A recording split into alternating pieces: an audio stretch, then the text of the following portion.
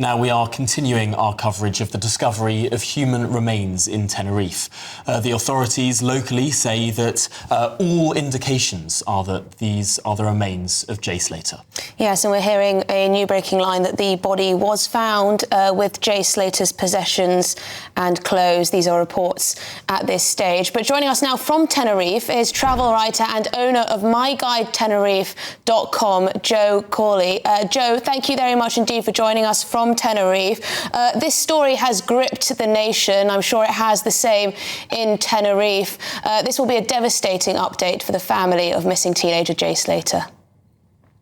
Yeah, I mean, obviously they're holding out hope that he would be found alive, but after so long, it's it was a hope that was probably not going to happen. All our hearts go out to the family. It's a very tragic end to this story. Now, of course, we've been covering this story on and off for the last 29 days. It's been a huge search effort, of course. What can you tell us about the terrain that has been being searched, this part of Tenerife that eluded professional search teams for so long?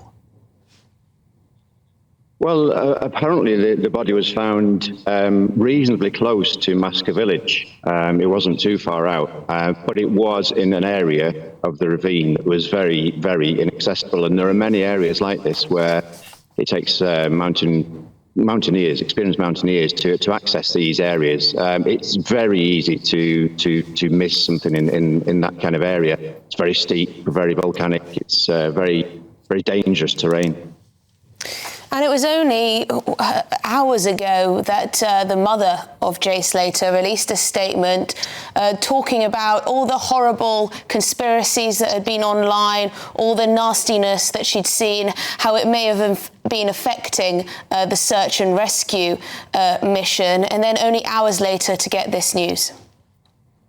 Yeah, I mean, it's horrific. The family have been plagued by these conspiracy theories and online trolling, whatever you want to call it, all through the case ever since they arrived on the island, which is horrific. But now to get the news that this does seem indeed like a tragic accident, he's fallen, it just adds to the heartbreak. It's been so difficult for them. I think part of the problem was this lack of information that was being put out to the public, and it was being filled by these conspiracies. But nonetheless, there was some horrific things said. I hope that the family can in the future find some peace with this now. Now, we're getting new information in all the time and verifying as much as we can.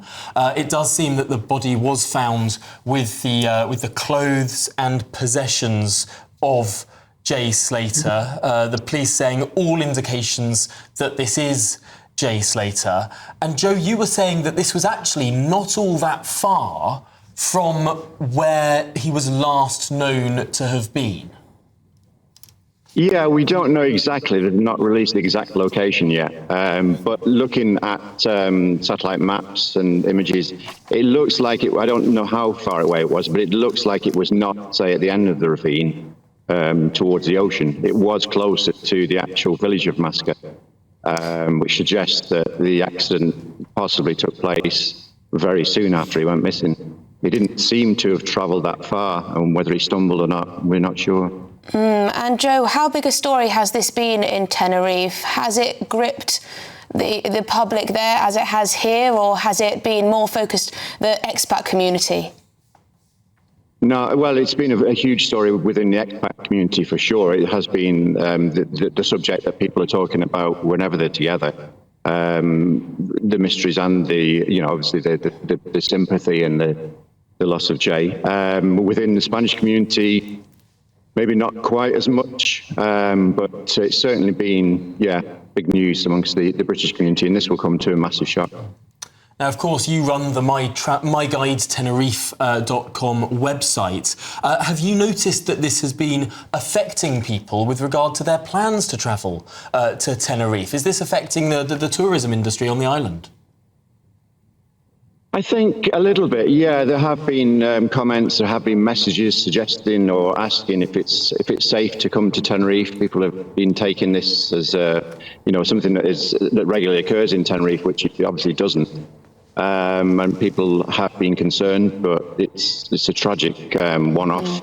I think this has led to some people querying whether it's the right decision, and obviously it's a decision that individuals have to make themselves. Yes, when anything terrible ever happens in a location, it does impact people's plans. They have concerns, of course. But Joe, in terms of your experience with the Spanish authorities, there have been some criticism along the way of how the search and rescue mission has gone and whether the right decisions were made at what time, etc. What's your experience of that, if you have any? There have been criticisms, yeah. Like I said, there was there's a big void of information that's being put out because the Guardia Civil do not work like that. They do not make public briefings daily. So there's a lot of speculation.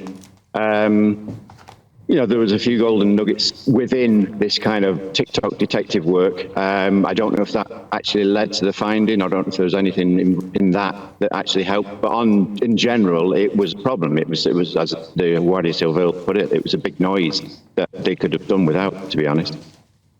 Yes, it is interesting the differences there between the Civil Guard and the police as we know it in the United Kingdom. How have the Civil Guard been responding to some of that criticism, to the constant questions, I suppose? Because, as you say, it's been a huge amount of a huge topic of conversation on the island, and some criticism in there for the authorities. Yeah, there has been criticism about particularly the lack of information provided. And from the family's point of view, they've been very praiseworthy of the police, but obviously, nothing is going to be ever enough until Jay was found, which he seems to be tragically now has.